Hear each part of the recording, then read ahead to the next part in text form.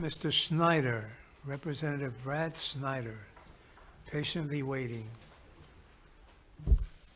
Oh, keep piling on. A whole stack.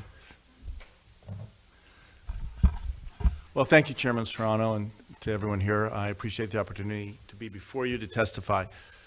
Zion, Illinois, in my district, is one of many communities around the country shouldering the burden of decommissioned nuclear power plants.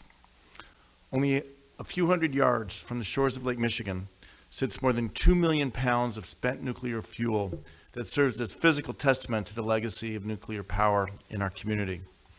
Storing the spent nuclear waste without compensation is just one component of the legacy Zion must bear from the nuclear power plant that once sat on its border. The more pervasive impact is the ongoing stunting of the local economy. Zion lost its biggest source of tax revenue when the power plant closed, and now has some of the highest, if not the highest, property taxes in the entire country. As a result, home ownership is limited, and companies are wary of moving into a community with such a significant tax burden. That's why I'm working to pass the Stranded Act, which would help communities like Zion.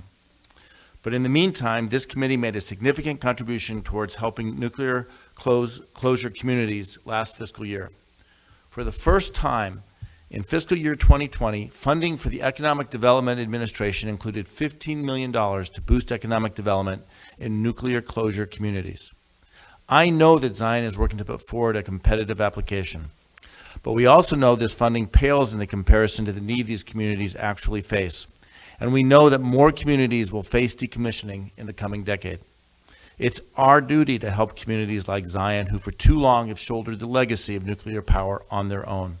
The EDA funding you've included last fiscal year represents a vital resource for these communities to plan the next chapter of economic growth.